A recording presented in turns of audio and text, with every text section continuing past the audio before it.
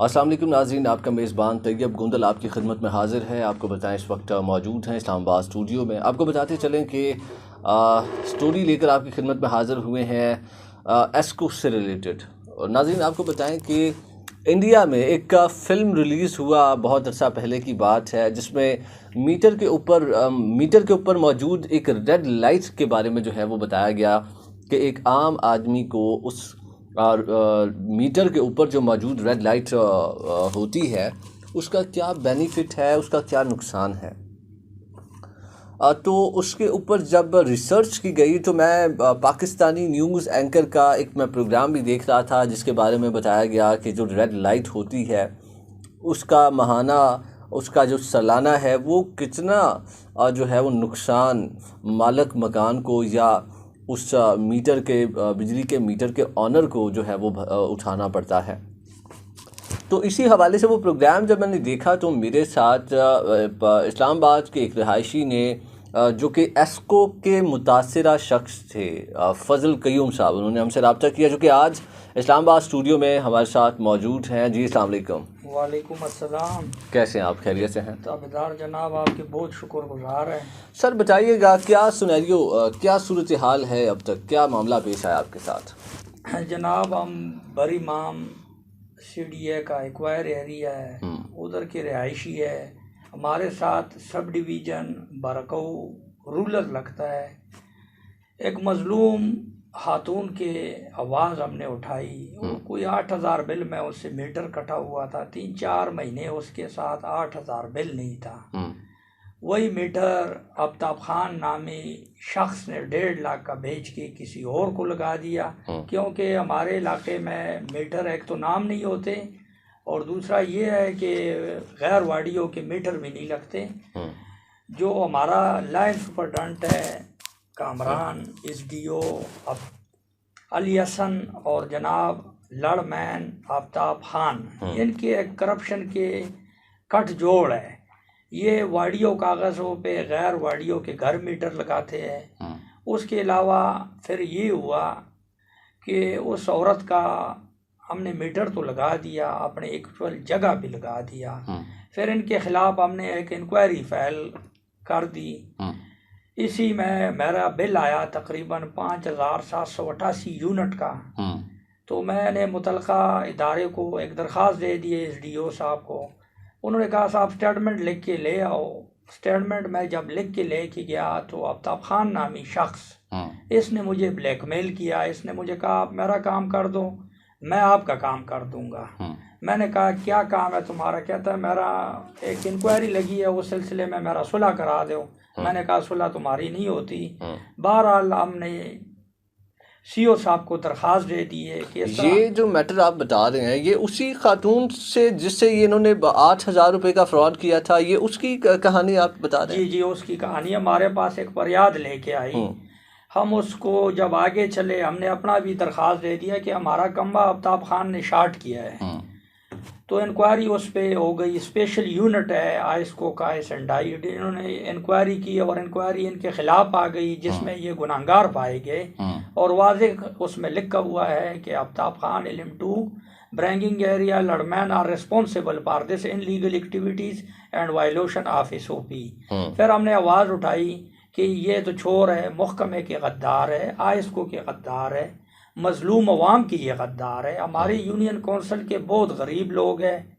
आज तक मुझे पूरे इस्लामाबाद में कोई बंदा अगर ये कहे कि हमारा कोई बग़ैर रिश्वत और बग़ैर अफरोज के कोई मीटर लगा हुआ हो, तो इंशाल्लाह हमने ये इनके ख़िलाफ़ एक मजलूम अवाम की बेहतरी के लिए हमने ये आवाज़ उठाई है। इंशाल्लाह ये हम आगे आखिरी हद तक चलाएँगे।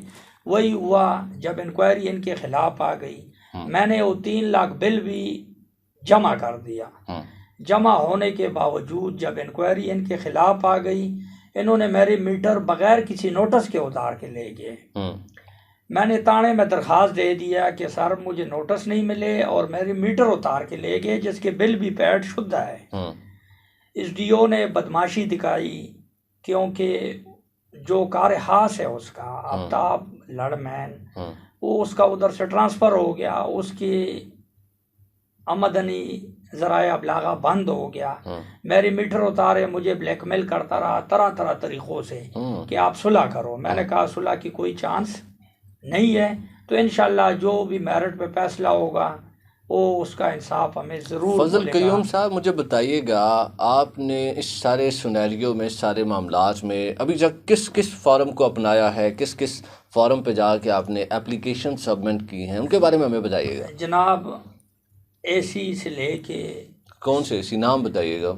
गुलाम सरवर साहब एसी वाडा इस्लामाबाद, DTD, SNI, जितनी भी डायरेक्टर है, CO है, CSD, मैनेजर, तमाम पाम को हमने आगाह किया कि इनके चोरों, इनके बारे में कि ये वाडे का वक़ार मिट्टी में मिला रहे हैं। तो आपको किसी ने जो है वो आपकी बात नहीं सुनी?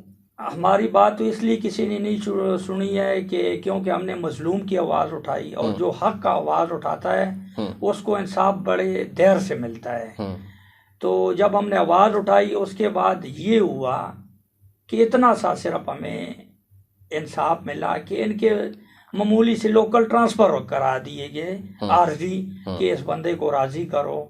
उसके बाद जो भी हुआ, जितने भी मामलात हुए, तमाम तर मामलात के बाद मैं चला गया हाई कोर्ट में। हाई कोर्ट में हमने केस फाइल कर दिया कि इंशाल्लाह हमें हाई कोर्ट से, अपने अदालतों से इंसाफ ज़रूर मिलेगा।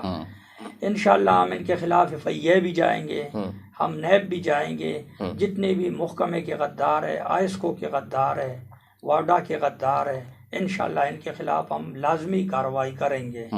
मुझे ये बताइएगा, अभी तक जो आपने ये एप्लीकेशंस की हैं, जिन जिन लोगों के आपने नाम बताए हमें, क्या आप इनके पास गए तो आपकी दाद रसी किसी ने नहीं की? आपको जनाब अली फैसिलिटेट किसी ने नहीं किया? मुतलका चैन ऑफ कमांड को आपने बताया, किसी ने एक्शन नहीं लिया? किसी ने कोई एक्शन नहीं लिया।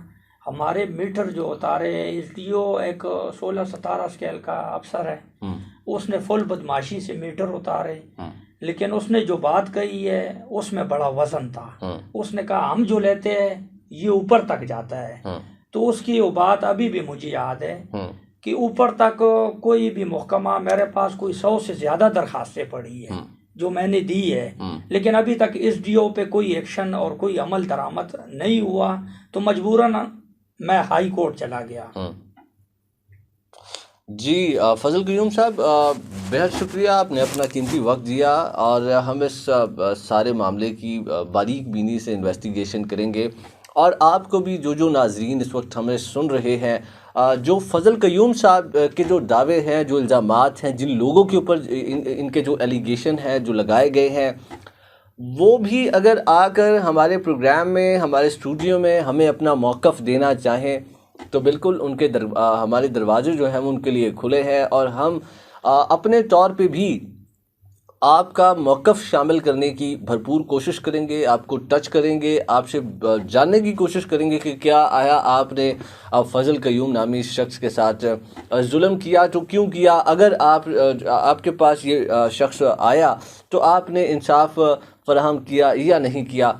हमारे साथ रहिएगा, इसी प्रोग्राम के हवाले से मज़ीद एपिसोड्स आपकी खिदमत में जो है वो पेश करते रहेंगे। इसी हवाले से मुझे अपने मेज़बान तैयब गोंदल को इजाज़त दीजिए। अल्लाह निगहबान।